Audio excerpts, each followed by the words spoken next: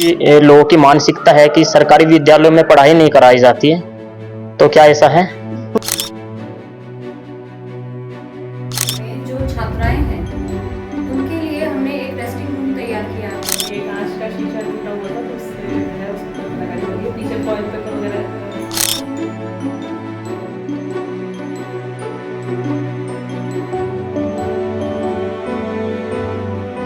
नमस्कार, मैं इस समय मौजूद हूँ जनपद सहारनपुर के चौधरी बुगल सिंह सैनी राजकीय इंटर कॉलेज निच्ची नकुड़ में। नकुड़ विधानसभा के गांव निच्ची नकुड़ में ये विद्यालय है और सरकार बड़े बड़े दावे कर रही है शिक्षा व्यवस्था को लेकर। तो वहीं पश्चिमी उत्तर प्रदेश के एक राजकीय इंटर कॉलेज में इस समय मौजूद हूँ। चलिए यहाँ पर देखते हैं जो एजुकेशन सिस्टम है या जो सरकार ध्यान दे रही है, तो पश्चिमी उत्तर प्रदेश में क्या ये काम हो रहा है, किस तरीके से यहाँ पर कार्य हो रहा है और क्या क्या यहाँ पर सुविधाएं हैं, उसी पर बातचीत होगी। अभी देख सकते हैं हम विद्यालय में आए हैं और ये बालिकाएं हैं जिन्होंने हाई स्कूल और इंटरमीडिएट की परीक्षाओं में अच्छे अंक प्राप्त किए हैं। तो वहीं पर हम बातचीत करेंगे, यहाँ के जो प्राचार्य हैं और यहाँ के जो स्टाफ हैं वहीं पर बातचीत करेंगे और कुछ जानकारी लेंगे। मैं आई कम इन?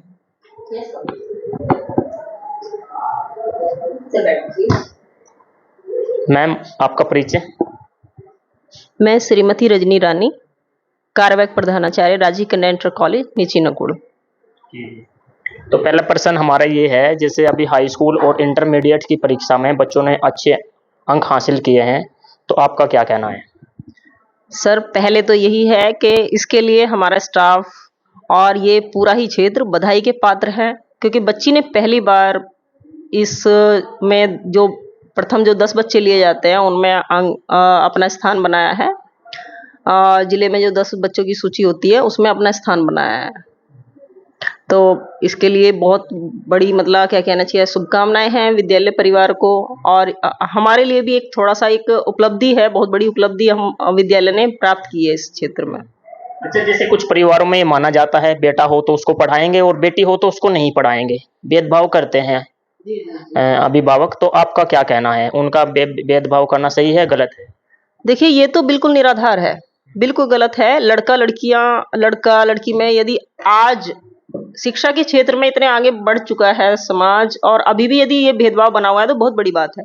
लेकिन जैसे कि मैं पिछले 12 साल से इसी विद्यालय में हूँ, तो उस तरह से मैं यदि देखती हूँ तो अब बहुत ज्यादा उस समय की कंडीशंस के मुकाबले आज की जो कंडीशंस हैं उसमें काफी लोगों की जो विचारधाराएं हैं, लोगों की जो सोच है, उसमें काफी परिवर्तन आया है, देखने के लिए मिल रहा है, देखने के लिए जी।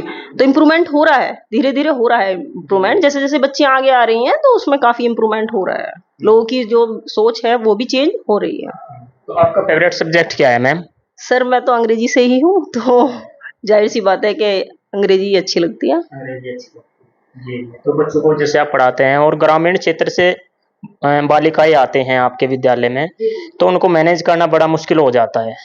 आप उनको कैसे मैनेज करते हैं? क्योंकि अधिकतर देखा गया है बच्चे कमजोर होते हैं इंग्लिश में, तो आप कैसे मैनेज करते हैं? सर, वही है, देखिए पहले तो हम जैसे हमारे पास बच्चा जो है कक्षा 9 में आता है, तो हम सबसे पहले तो कोशिश यही करते हैं कि उनका बैकग्राउंड मतलब वो कितना जानते हैं, उस चीज को हम लोग कोशिश करते हैं कि वो बच्चा कहाँ पे स्टैंड करता है। ये कोर्स तो बाद की बात है, पहले तो यही है कि वो कहाँ स्टैंड कर रहा है, उसको इस चीज से देखते हैं कि मतलब उसको स्टार्टअप कहाँ से दिया जाए, स्टार्टिंग उसको कहाँ से दी जाए, तो वहीं से हम लेके चलते हैं बच्चे को जहाँ पे वो स्टैंड करता है, ताकि वो बीच में वो हमने बहुत सारी चीजें आगे की पढ़ा डाली, उससे कुछ फायदा होने वाला नहीं है। पहले उसका बेस हम लोग पकड़ने की कोशिश करते हैं। हाँ, क्योंकि इस बार जो इस बच्ची ने हमारी टॉप किया है उसके 96 मार्क्स हैं इसमें, अंग्रेजी में सबसे ऊपर उसी सब्जेक्ट में है। लेकिन कोशिश यही रहती है कि सारे ही बच्चे अच्छा परफॉर्म करें, और उसके लिए हम लोग उनका बेस मजबूत करने की कोशिश करते हैं। सर, जैसे कुछ लोगों की मानसिकता है कि सरकारी विद्यालयों में पढ़ाई नहीं कराई जाती है, तो क्या ऐसा है? ये तो आप देख ही रहे हैं कि ऐसा नहीं है। ऐसा नहीं है, और तभी देखिए हमारा बच्चा टॉप 10 में मतलब जगह बना पाया है। यदि ऐसा होता तो ऐसा नहीं होता कि बच्चा हमारा वहां पे स्टैंड नहीं करता। तो ये तो एक भ्रांति मैं कहूंगी कि ऐसा नहीं है। और फिर एक चीज और है, सरकार की नीतियों की, अभी आप पहला क्वेश्चन आपने किया था कि सरकार की नीतियां, तो कुछ हद तक यदि देखा जाए तो सरकार की नीतियों में काफी इम्प्रूवमेंट हो रहा है और सरकार की नीतियां अच्छी हो रही हैं, तभी देखिए हमारे बच्चे भी आगे बढ़ रहे हैं। ऐसा नहीं है, तो बहुत ही अच्छा है, सरकारी स्कूल्स में बच्चे पढ़ रहे हैं। और डे बाय डे स्कूल्स की जो हालत है, यदि आप 12 साल पहले हमारे ही विद्यालय को लें तो काफी सुधार हुआ है, तो सुधार की तरफ चल रही हैं चीजें, ऐसा नहीं है। पढ़ने की बात करती है तो सरकार इस बात पे भी ध्यान देना चाहिए सरकार को कि जो गरीब के बच्चे हैं वो सरकारी विद्यालय में पढ़ते हैं और जो आप जैसे अधिकारियों के बच्चे हैं वो प्राइवेट विद्यालय में पढ़ते हैं, तो उनके लिए एक नियम लागू होना चाहिए कि आपके बच्चे भी सरकारी स्कूल में पढ़ सकते हैं। हाँ सर, यदि ऐसा होगा तो बहुत अच्छी बात है। मैं उससे मतलब पूरी तरह से सहमत हूँ कि ऐसा होना चाहिए, क्योंकि यदि इससे होगा तो ये जो हमारा बच्चा आज 92% पे जो कर रहा है, क्या रन कर रहा है, वो 98 पे रन करेगा।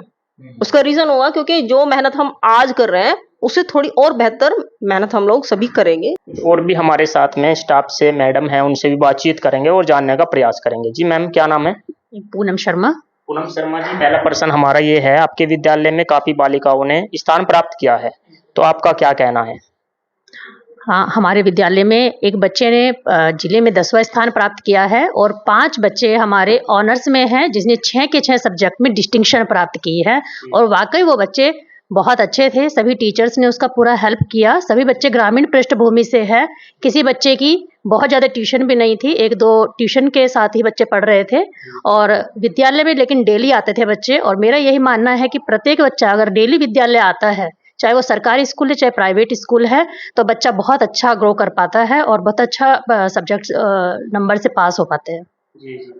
तो मैम आप कौन सा सब्जेक्ट पढ़ाती हैं? मेरा विषय सामाजिक विज्ञान है और मैं 9वीं और 10वीं क्लास के लिए सामाजिक विज्ञान के लिए अध्यापित हूँ यहाँ पर। अभी जैसे आपने बात की सामाजिक विज्ञान की, तो मैम प्रश्न आपसे ये है, तो सामाजिक क्या होता है? What is social? सामाजिक विज्ञान में हम 4 विषय पढ़ते हैं, इतिहास, भूगोल, नागरिक शास्त्र और अर्थशास्त्र। तो चारों विषय की अध्यापिका मैं हूँ और चारों विषय की ही शिक्षा इसमें दी जाती है। समाज में हो रहे जितने क्षेत्रीय परिवर्तन हैं उनके बारे में बच्चों को बताया जाता है, भौगोलिक पृष्ठभूमि के बारे में बच्चों को बताया जाता है, इतिहास की और भूगोल की पूरी जानकारी बच्चों को दी जाती है।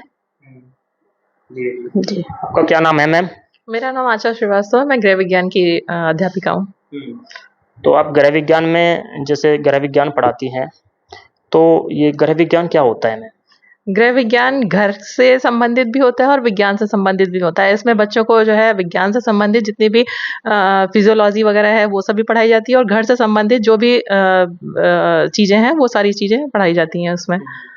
जैसे कुछ बच्चों की आर्थिक स्थिति खराब होती है तो वो इसमें सहयोग कर सकते हैं, या जैसे सिलाई कढ़ाई या खाने की जो डिश होती है उसमें आप उसको सिखाते हैं? बच्चों को हाँ नई नई चीज़ें सिखाया जाता है। बच्चों को जो है बताया जाता है कि गृह विज्ञान एक रोजगार परक विषय है जिससे कि आप बहुत सारी चीज़ें सीख सकते हैं। जैसे मान लीजिए आर्थिक स्थिति सही नहीं है तो वो डिफरेंट टाइप के जो है उनको सिलाई सिखाई जाती है, कढ़ाई सिखाई जाती है, खाना बनाना सिखाया जाता है, डिफरेंट तरीके की उनको जैसे हैंडवर्क सिखाया जाता है, जिससे कि वो जो है अपने जिसमें उनकी रुचि है उसको अडॉप्ट करके उसको लेके फिर वो आगे उस रुचि को अपने रोजगार में बदल सकते हैं। जी जी।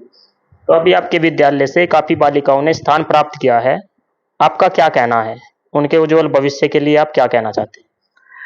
सभी बच्चे ने काफ़ी मेहनत की है और जिन्होंने स्थान प्राप्त किया उनको तो मेरी बहुत बहुत शुभकामनाएं। इसके लिए मेरा पूरा स्टाफ, मेरी प्रधानाचार्य, सारे के सारे जो है इतना अच्छा वातावरण स्कूल का बना के रखते हैं कि जिससे बच्चों को बिल्कुल खुला माहौल मिलता है। वो अगर यहाँ तक कि वो अपनी परेशानी अपने पेरेंट्स को भी नहीं बताते, जो आके हम लोग को बताते हैं कि मैडम ये दिक्कत है, हमारे प्रिंसिपल उसको दूर करने की पूरी कोशिश करती हैं। कुछ लोगों का मैम ये कहना है कि सरकारी स्कूल में पढ़ाई नहीं कराई जाती। जो लोग कहते हैं उन्होंने कहाँ देखा है, उनके पास कुछ साक्ष्य है तो बताएं। अच्छा, जो सरकार की नीतियां हैं उससे आप संतुष्ट हैं? सरकार ध्यान दे रही है सरकारी विद्यालय? बिल्कुल दे रही है, बहुत अच्छे से ध्यान दे रही है और जैसे जैसे परिवर्तन हो रहा है वो तो इसका बात का साक्ष्य है कि जो है वाकई जो है काफी काम हो रहा है। अच्छा, आपका यहाँ पे कन्या इंटर कॉलेज है राजकीय, तो हमने यहाँ पे कुछ बॉयज को देखा है, तो कंबाइंड बच्चे पढ़ते हैं यहाँ पे? जब यहाँ पे शुरुआत हुई इस चौधरी बुगल सिंह सैनी राजकीय कन्या इंटर कॉलेज की, तो यहाँ पे जो है शिक्षा के प्रति थोड़ा उदासीनता थी लड़कियों में। तो हम लोगों ने जो है जैसे कि आगे ये बात बढ़ाई कि यहाँ पे एडमिशन कम हो रहे हैं, तो उन्होंने कहा कि यहाँ पे जैसे कोएड कर दिया जाए, तो जब ज़्यादा संख्या आएगी तो लोगों को लगेगा कि हाँ स्कूल है। ये स्टार्टिंग में ही ये नीति हो गई थी कि यहाँ पे लड़कियों के साथ साथ लड़कों को भी जो है शिक्षा दी जाएगी, जिसके कारण यहाँ पे स्ट्रेंथ बढ़ी। जी जी। और भी हमारे साथ हैं, उनसे भी बातचीत करेंगे। जी, क्या नाम है मैम? सर मैं शिवानी वालिया, सहायक अध्यापिका विज्ञान। जी मैं यहाँ पर 2015 से कार्यरत हूँ। जी जी। तो मैडम, पहला प्रश्न तो आपसे यही है, अभी जैसे हाई स्कूल और इंटरमीडिएट की परीक्षाओं में काफ़ी बालिकाओं ने बढ़ चढ़ कर हिस्सा लिया है और काफ़ी बालिकाएं अव्वल रही है आपके विद्यालय से, तो क्या कहना है आप? सर सबसे पहले तो सभी छात्र छात्राएं बधाई के पात्र हैं, और उसके साथ साथ स्कूल प्रधानाचार्य और समस्त स्टाफ की जो मेहनत है, लगनशीलता है, वो काबिले तारीफ है कि सभी लोग अपना 100% स्टूडेंट्स के लिए देते हैं, स्कूल के लिए देते हैं, जिसकी वजह से जो आज आप देख रहे हैं ये हमारा मेहनत का ही नतीजा है सारा। मैडम जी, प्रश्न आपसे ये है, आप विज्ञान पढ़ाती हैं, तो जीव विज्ञान क्या है? जीव विज्ञान बायोलॉजी मैं पढ़ाती हूँ सर 9th-10th में, और 11th-12th में भी क्लासेस लेती हूँ। तो इसमें हम जीवों में जो विज्ञान है, फिजियोलॉजी है, एनाटमी है, वो सब हम बच्चों को डिस्कस करते हैं, उसके बारे में बताते हैं, और प्रयोग के माध्यम से भी मैं जानकारी देती हूँ। हमने प्रयोगशाला भी स्कूल में बनाई है हाई स्कूल स्तर पर, और आगे उम्मीद है कि इंटर स्तर पर भी हमारी प्रयोगशाला क्रियाशील रहेगी। आप साइंस की अध्यापिका हैं, कुछ बच्चे साइंस विषय को बड़ा टफ मानते हैं कि बड़ा हार्ड सब्जेक्ट है साइंस, तो उनको आप कैसे मैनेज करते हैं जो रूरल एरिया से बच्चे आते हैं? सर उसमें हम बच्चों को जो पाठ पढ़ाते हैं वो सिर्फ थ्योरेटिकल ना कराकर प्रयोग के माध्यम से कराते हैं। तो इसमें हम लर्निंग बाय डूइंग तरीका अपनाते हैं, प्रोजेक्ट मेथड अपनाते हैं। विज्ञान सिर्फ आप थ्योरी से के माध्यम से या लेक्चर के माध्यम से नहीं पढ़ा सकते। तो इसमें हम मॉडल्स, प्रोजेक्ट्स और एक्टिविटीज़ कराकर तब बच्चों को सिखाते हैं। तो इसलिए बच्चे रुचि लेते हैं उसमें, और उनको जो टफ पोर्शन होता है वो भी ईजी लगता है। जी जी। और देख सकते हैं यहाँ पर जो बालिकाएं हैं,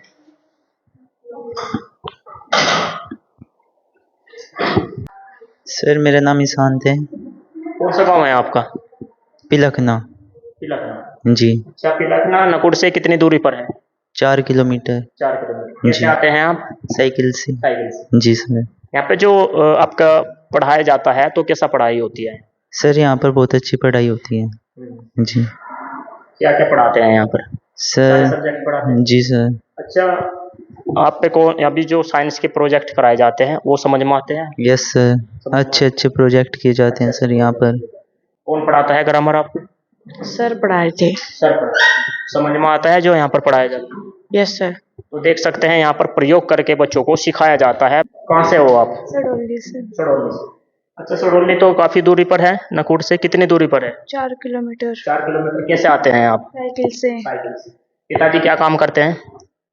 मजदूरी। मजदूरी करते हैं। सरकारी स्कूल में कुछ अभिभावकों का यह कहना है पढ़ाई नहीं कराई जाती, आपको पढ़ाया जाता है यहाँ? यस सर, पढ़ाया जाता है। कैसा पढ़ाया जाता है? अच्छा पढ़ाया जाता है। अच्छा पढ़ाया जाता है। क्या नाम है? गौरी।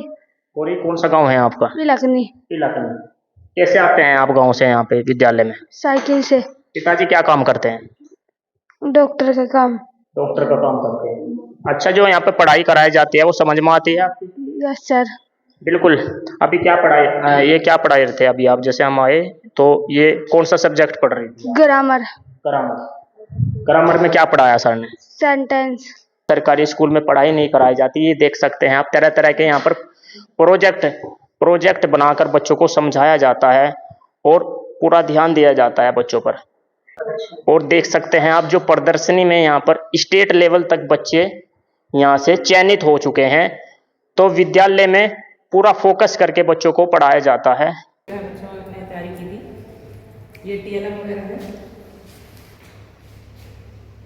क्राफ्ट वगैरह में मिट्टी का सामान इस तरीके से सिखाया जाता है। ये TLM है होम साइंस का।